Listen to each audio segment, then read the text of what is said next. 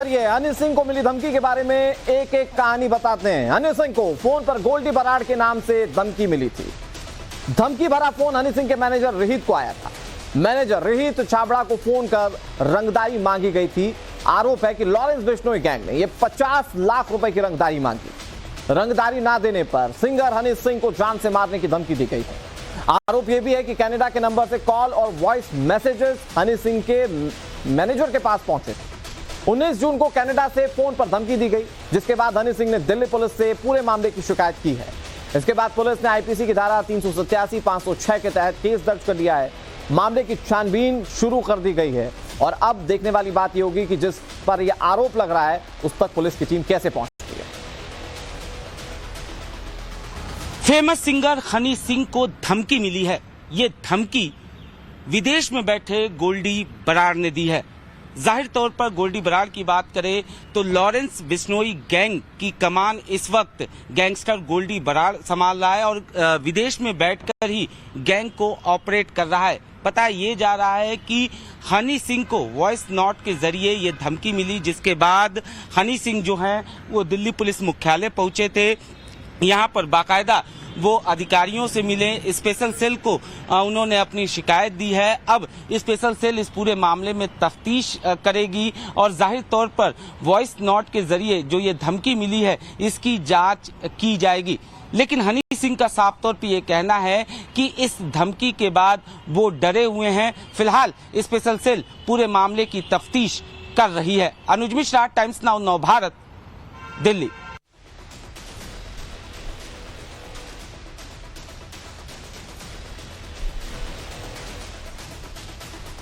तो जिस गैंगस्टर गोल्डी बराड़ का नाम हनी सिंह को धमकी देने के मामले में सामने आ रहा है, उसका काला चिट्ठा अब आपके सामने रखते हैं। कौन है गोल्डी बराड़? दरअसल इसका पूरा नाम है सतविंदरजीत सिंह। ये बिश्नोई गैंग का अहम मेंबर है। लॉरेंस बिश्नोई आप जानते होंगे, पिछले दिनों काफी चर्चा में रहा था और ये उसी बिश्नोई गैंग का अहम मेंबर है। गोल्डी बराड़ लॉरेंस बिश्नोई का करीबी माना जाता है। पंजाबी सिंगर सिद्धू मूसेवाला की हत्या में यही गोल्डी बराड़ मुख्य आरोपी है। इस पर एनआईए ने यूएपीए के तहत मुकदमा भी दर्ज कर रखा है। गोल्डी बराड़ कनाडा में रहकर देश में यानी कि भारत में अपराधों को अंजाम देता है। साल 2021 में वो कनाडा भाग गया था, जिस पर हत्या, जबरन वसूली के कई केसेस दर्ज हैं और अब सिंगर रैपर हनी सिंह को धमकाने का आरोप इस पर लग रहा है। सवाल उसी बात को लेकर है कि आखिर किस तरह से कार्रवाई गोल्डी बराड़ के खिलाफ की जाती है। गोल्डी बराड़ द्वारा लगातार बॉलीवुड के सेलिब्रिटीज को धमकियां दी जा रही हैं। माया नगरी मुंबई अब अगले बड़े निशाने पर नजर आती है गोल्डी बराड़ के। इसी बीच में सलमान खान को धमकी देने के बाद गोल्डी बराड़ के निशाने पर सिंगर और रैपर हनी सिंह हैं। हनी सिंह को एक वॉइस नोट के जरिए जान से मारने की धमकी दी गई है, जिसको लेकर हनी सिंह ने दिल्ली के स्पेशल सेल में अपनी गुजारिश जो है, अपनी कंप्लेंट जो है वो दर्ज कराई है और सुरक्षा की मांग भी की है। आपको बता दें कि इससे पहले सलमान खान को ईमेल के जरिए उनके पिता को एक चिट्ठी के जरिए धमकाया गया था, जिसके बाद मुंबई पुलिस ने सलमान खान की सुरक्षा में इजाफा किया था और इस बार हनी सिंह को भी एक वॉइस नोट के जरिए जो है धमकाया गया है। साफ तौर पर देखा जा सकता है कि किस तरह से माया नगरी मुंबई में वो अपनी दहशत को कायम करके उसे और ज्यादा बढ़ाना चाहता है। प्रवीण नागौकर के साथ शिवानी मिश्रा, टाइम्स ऑफ भारत के लिए, मुंबई से। तो गोल्डी बराड़ हिस्ट्री शीटर है और उस तक पहुंचने के लिए पुलिस क्या कदम उठाती है, इस पर सवाल बड़ा है, क्योंकि इसने कई वीवीआईपीज को अब तक निशाना बनाया है और सिद्धू मूसेवाला हत्याकांड में भी इसी का नाम बताया जाता है। हमारे साथ अनुज मिश्रा ज्यादा जानकारी के साथ दिल्ली से जुड़ गए और शिवानी मिश्रा हमारे साथ मुंबई से जुड़ गए। अनुज, आप ही से शुरुआत करते हैं। ये बताइए कि दिल्ली पुलिस इस मामले में शिकायत मिलने के बाद किस तरह से कार्रवाई कर रही है, क्योंकि जो आरोपी है गोल्डी बराड़ वो तो कनाडा में बैठा हुआ है, उस तक कैसे पहुंचेगी पुलिस की टीम?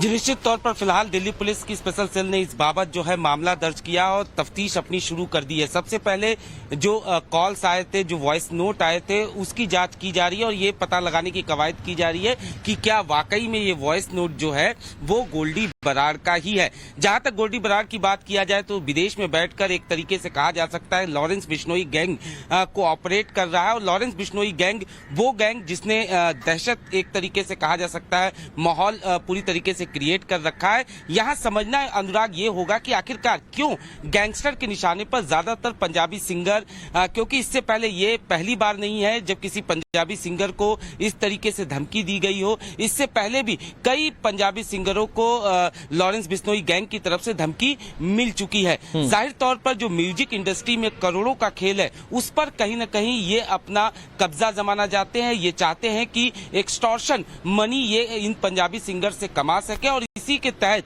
ये एक तरीके से दहशत का माहौल जो है वो क्रिएट करने की कवायद करते हैं। इससे पहले भी हमने देखा कि किस तरीके से जब सिद्धू मूसेवाले की हत्या की गई तो चाहे गोल्डी बराड़ की बात किया जाए, लॉरेंस बिश्नोई की बात किया जाए, जेल से ही साजिश रची गई और कहीं न कहीं जो लॉजिस्टिक्स से लेकर तमाम चीजों की प्रोवाइड कराने की बात की जाए, विदेश में बैठा गोल्डी बराड़ उसने शूटरों को कराया। तो जाहिर तौर पर यही वजह है कि हमने जब कल हनी सिंह से बात किया तो उनका साफ तौर पर यह कहना है कि वो काफी डरे हुए हैं। हालांकि अभी स्पेशल सेल का ये कहना है कि सबसे पहले इस बात की जांच जरूरी है कि क्या वाकई में ये वॉइस नोट जो है वो गोल्डी बराड़ का, हालांकि जिन नंबरों से कॉल आया है वो नंबर जो है वो विदेशी नंबर हैं। ऐसे में इन नंबरों की छानबीन की जा रही है। जाहिर तौर पर एक तरीके से कहा जा सकता है कि गोल्डी बराड़ दिल्ली पुलिस के निशाने पे है, लेकिन चूंकि गोल्डी बराड़ जो है वो विदेश में बैठा है और यही वजह है कि कहीं न कहीं उस तक पहुंचना जो है उतना आसान नहीं है पुलिस के लिए। हालांकि पुलिस जो है इस बाबत जो है अपनी तफ्तीश जो जरूरी कदम बढ़ा पुलिस उठा सकती है अनुज, जाहिर बात की उठाए भी जाएंगे क्योंकि बहुत गंभीर आरोप है और इससे पहले भी कई मामलों में इसकी संलिप्तता बताई गई है। लेकिन शिवानी, आपकी रिपोर्ट जैसा हमने अपने दर्शकों को दिखाया उसमें आपने जिक्र किया कि इससे पहले सलमान खान को भी धमकी देने के मामले में इनका नाम सामने आ चुका है, बिश्नोई गैंग का नाम सामने आ चुका है और उसके बाद अब हनी सिंह का जो मामला है वो सामने आ रहा है। तो क्या मुंबई भी अब इन गैंगस्टर्स के निशाने पर है? क्या जो फिल्म अभिनेता है वो लोग खास तौर पर टारगेट किए जा रहे हैं या सिंगर्स टारगेट किए जा रहे हैं? बिल्कुल अनुराग, इस बात को देखिए बहुत साफ तौर से समझा जा सकता है कि पहले मुंबई के अंदर डी गैंग एक्टिवेट थी जो कि डायरेक्टर्स, एक्टर्स, प्रोड्यूसर्स को धमकाती थी, उनकी फिल्मों में बड़े पैमाने पर इन्वेस्टमेंट करती थी और कहीं ना कहीं जो उनके साथ काम नहीं करना चाहते थे उनसे पैसों की जबरन वसूली करने के लिए उनको डराती धमकाती थी।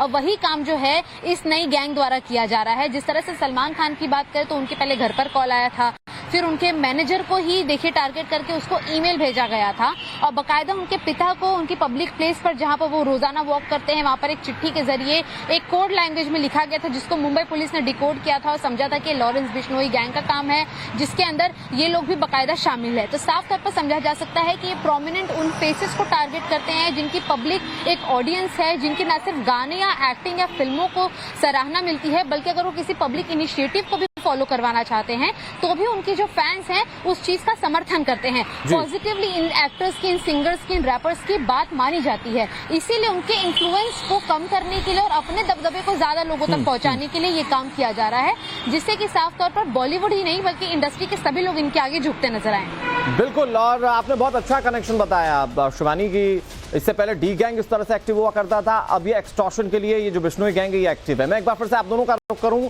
ग्राफिक्स के जरिए अपने दर्शकों को ये समझा देते हैं कि बिश्नोई गैंग के तार किन किन राज्यों में फैले हुए हैं। ये बहुत खतरनाक गैंग माना जाता है लॉरेंस बिश्नोई का, लेकिन देश के कई राज्यों में ये एक्टिव है। तो मैं आपको बताने की कोशिश करता हूं। देखिए, भारत का नक्शा जहां पर लॉरेंस बिश्नोई का गैंग जो है वो पंजाब और हरियाणा में काफी ज्यादा एक्टिव बताया जाता है। इसके अलावा राजधानी दिल्ली में लॉरेंस बिश्नोई का गैंग एक्टिव है, राजस्थान में जहां से खुद लॉरेंस बिश्नोई ताल्लुकात रखता है वहां पर ये गैंग एक्टिव है, झारखंड में इसकी एक्टिवनेस की बात सामने आई है। तो ये वो राज्य हैं जहां पर लॉरेंस बिश्नोई का गैंग बहुत एक्टिव रहा है। कई बार इसने लोगों को सताया है, कई बार इसके खिलाफ शिकायतें की गई हैं, लेकिन कार्रवाई बड़े पैमाने पर कब होगी जिसके चलते ये जो एक्सटॉर्शन मांगने का सिलसिला है ये थम जाए। विदेश में बैठकर कई बार लॉरेंस बिश्नोई गैंग के गुर्गे जो हैं वो लोगों को फोन करते हैं, एक्सटॉर्शन की मांग करते हैं। और एक बार फिर से यही घटना तब देखने को मिली जब हनी सिंह ने इस मामले को पुलिस के सामने रखा और इस पूरे मामले पर पूर्व आईपीएस अधिकारी एलन राव ने क्या कुछ कहा वो आपको सुना देते हैं। जेल में जो बैठे हुए जितने भी बदमाश हैं या गैंगस्टर्स हैं जिसको कहिए, खास तौर से बिश्नोई, ये कोई भी कुछ करने को सक्षम है। उसकी वजह यह है कि वो सब अपना वर्चस्व रखना चाहते हैं और ये पहले भी कई केसों में सामने आया कि जेल में बैठे हुए भी आदमी एक्सटॉर्शन का काम ऐसे करते रहते हैं और वो इसलिए करते हैं कि उसके अपने नाम को अपने उजागर करना चाहते हैं, अपने नाम की पब्लिसिटी करना चाहते हैं। और ये वर्चस्व की लड़ाई है कि हम कितने बहादुर हैं, कितने हम डेस्परेट क्रिमिनल्स हैं। वो कोई भी किसी को मारने से कोई चूकते नहीं है, और खास तौर से जिस प्रकार से ये मर्डर करवा देते हैं, तो ये वो अपनी क्षमता को दिखाते हैं कि हम वो कुछ भी कर सकते हैं। इसी क्षमता को देखते हुए आम आदमी जिनके पास ये टेलीफोन करते हैं या करवाते हैं किसी के थ्रू, तो वो उनके नाम से कोई भी आदमी डरकर उनको ये कोई भी फिरौती की रकम या उसको एक्सटॉर्शन मनी जिसे कहते हैं वो दे सकता है। ये पूर्व आईपीएस अधिकारी थे जिनको आपने सुना, और एल एन राव साहब कह रहे थे कि ये वर्चस्व की एक जारी रखने की एक बड़ी कोशिश हो सकती है। हमारे साथ अनुज लगातार जुड़े हुए। अनुज, लेकिन इस तरह की जब धमकियां सामने आती हैं तो पुलिस प्रशासन बहुत गंभीरता से लेता है ऐसे मामलों को। फिलहाल अगर हनी सिंह के मामले की बात की जाए तो सिक्योरिटी के लिहाज से क्या कदम उठाए जा रहे हैं, क्योंकि जैसा आपने भी बताया कि हनी सिंह काफी डरे हुए इस मामले के सामने आने के बाद।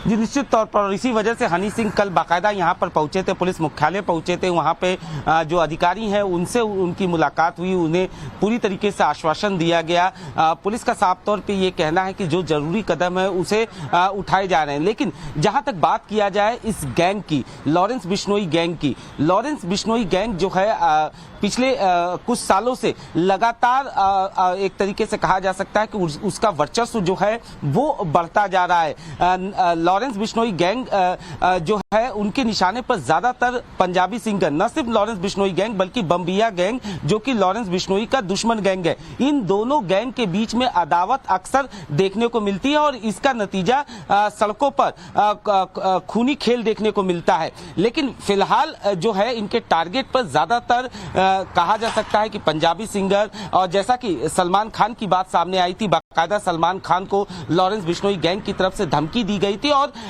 इसको लेकर बाकायदा लॉरेंस बिश्नोई गैंग ने संपत नेहरा, जो कि लॉरेंस बिश्नोई गैंग का सबसे खास गुर्गा है, उसको मुंबई भेजा गया था। उसने पूरी रैकी की थी, लेकिन समय रहते उसकी गिरफ्तारी कर ली गई थी। तो जाहिर तौर पर एक तरीके से कहा जा सकता है कि ये गैंग जो है एक तरीके से कॉर्पोरेट कल्चर की तरह काम करता है। इस गैंग में जो नए युवा हैं उनको ये टारगेट करता है, गैंग में शामिल करता है और उनके जरिए इस तरीके से एक्सटॉर्शन कराता है। पिछले दिनों हमने देखा था कि किस तरीके से सनलाइट कॉलोनी में एक व्यापारी को बाकायदा धमकी दी गई थी और जब उसने इनकी बात नहीं सुनी तो उसके घर पर फायरिंग करवाई गई थी। हाँ। तो उसमें जो लोग शामिल थे वो कौन लोग शामिल थे? वो युवा शामिल थे, नौजवान शामिल थे। हालांकि ऐसा नहीं है। ज्यादा हैरान करने वाली बात है कि ना सिर्फ धमकी दी जाती बल्कि कई बार तो एग्जीक्यूट करने की भी कोशिश की जाती है, और वो सब कुछ तब होता है जब गैंग का मास्टरमाइंड जो है वो पुलिस के कस्टडी में है, वो जेल में बंद है। मैं शिवानी अगर आपका रुख करूं तो जब